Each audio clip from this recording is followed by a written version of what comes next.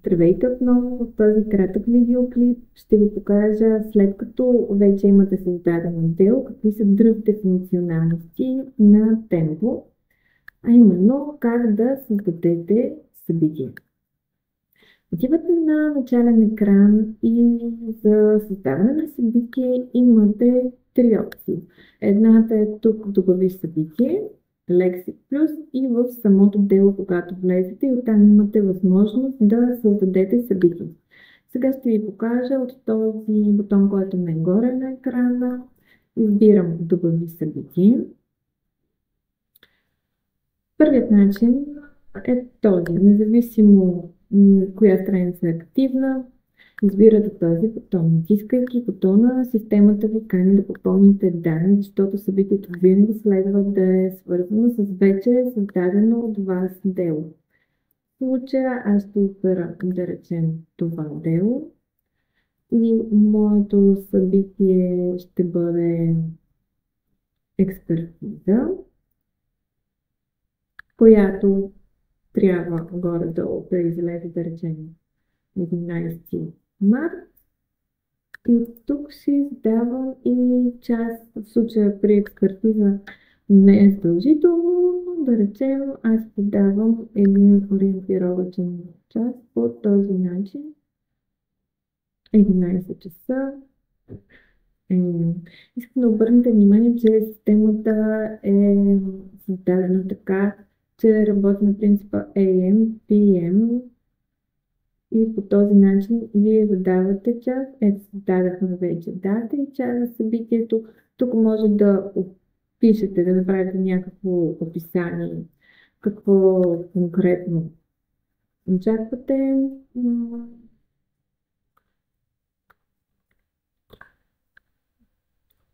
Примерно, изписвам нещо, може да си посочите повече като ориентир, каквото вие прецените. В случая на статус на събитието аз съм избрала в процес, но ето тук това са ви вариантите, които може да изберете.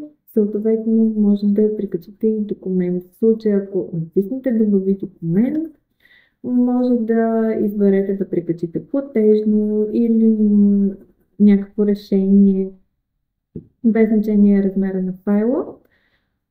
След това избирате създай събитие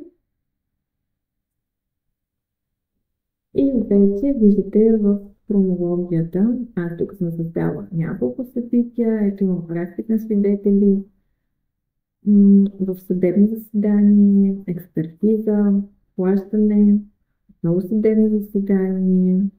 И по този начин вие бързо създавате събитие. Другия вариант е директно от самото дело. Както виждате, в случая вече съм в конкретното дело и мога от тук директно да добавя събитие. Ето така. Записвам. Нещо, което искам по делото, информация, която ще е полезна за мен. В случая избирам съдебно заседание, но сега ще ви покажа как да си добавите съдебно заседание по този начин, което ще е на 27 март. Час може директно да изберете да запишете час 10 и 10.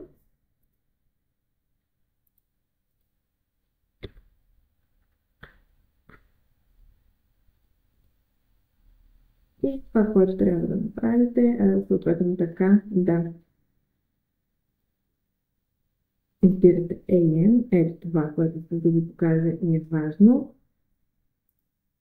Вече съм задала датата, часа на събитието. Отново тук имам опция да прикача документ, който мисля, че може да ми е важен и ще ми трябва за откритото заседание в случая, което създадох.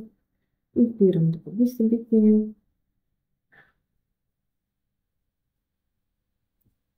И тук вече виждам, ето тук, като хронология, събитията, които създавате, започват като хронология от датата, която е най-близка и вървят надолу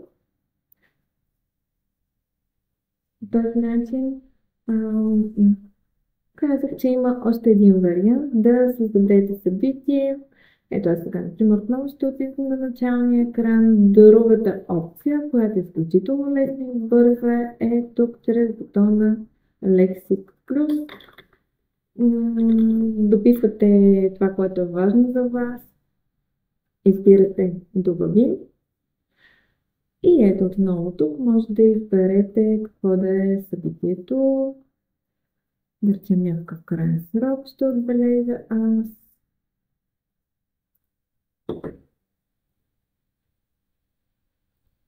Ето тук задължително избирате дело.